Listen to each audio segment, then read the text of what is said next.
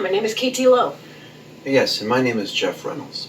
And we're going to start this project with a definition of protest music. So, Jeff, what's your favorite protest song? Well, I've always liked For What It's Worth by the Buffalo Springfield. Although, Fight the Power by the Isley Brothers is up there too. Yeah, that's interesting. So here's mine. I love Do Re Mi by Woody Guthrie, but I also really like the new one by Janice Ian, Resist. Yeah, we have very, very different protest songs here. Yeah, we sure do. But what exactly makes these protest songs? I mean, they vary in style, time period, subject matter, gender, and yet we both readily identify them the same way. I mean, there's got to be something unifying them. Well, you got good company trying to figure this out. There's little agreement among scholars or any solid or consistent definition about protest music. To quote a fellow named Robert Rosenstone in 1969, he attempted to categorize the subject of a song as a defining characteristic of protest.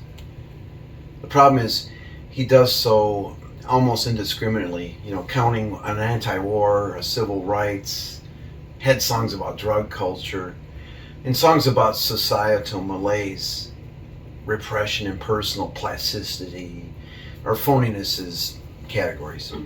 And yet, ironically, he leaves out large bodies of material, that are traditionally considered protest songs. Such as songs focused on labor, women's suffrage, and life under an incarceration. Really? Well, that kind of reminds me of what Serge Denisov was writing just before Rosenstone in 1966. So Denisov identifies protest songs as, quote, propaganda songs, or, quote, songs of persuasion. I mean, I don't particularly like those terms. Yeah, I don't either. Yeah, but if we can get past the names, he's on to something. So he gives a list of 6 criteria for propaganda songs, again using his term, which solidify protest music's capabilities as a community building and informational tool.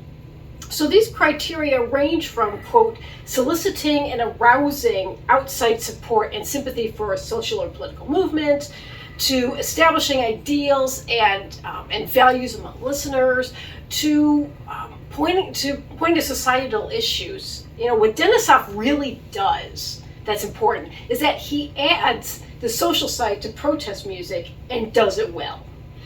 Hey, doesn't the folklorist David King Dunaway piggyback on that idea? He was writing 20 years later, that it seems like he reinforces some of that. I think he does. I think he does to an extent. So like Denisov, he categorizes the music. In this case, he's using the term political music to restrict the range of music that would be considered in a meaningful manner for this discussion. And he does so in opposition to Rosenstone's overly encompassing definition.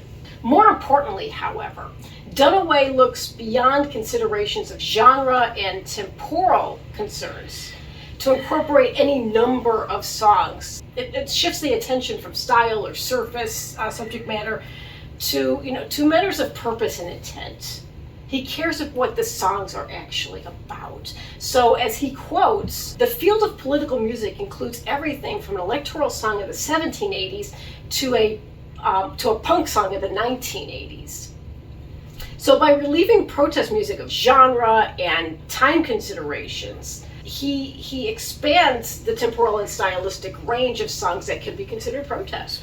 I remember that. He goes on to state that the identification of a song as a protest song lies within the listener and is heavily dependent on that contextual consideration, such as a time and a place.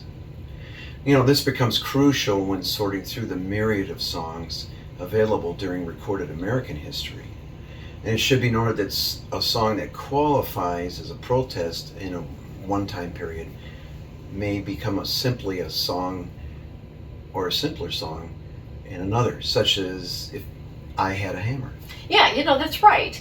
So if you follow Ron Ironman and Andrew Jameson, so they were writing in 1998, they stated that protest music functions as a cultural artifact. So it conveys habits, social codes, and styles of behavior that reinforce a community centered on a particular protest-oriented value. Yeah, doesn't Jerome Rosinski also say that? I'm gonna have to quote him. Since topical songs are by definition custom made for a particular time and place, they tend to remain a rigid period piece. Now, I disagree with the rigid period piece part, but I agree with everything else. I go with the rest. I'd like to give you more of what Ironman and Jameson were writing, their point of view, particularly with regard to American protest music.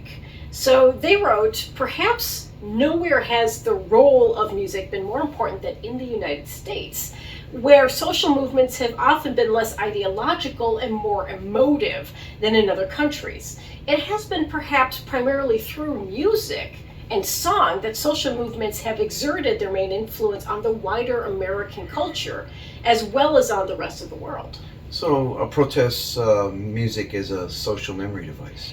Yes, very much so, actually.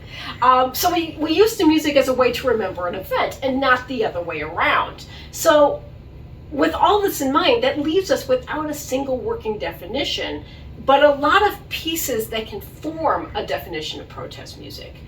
Note that none of these definitions involve resolution, however.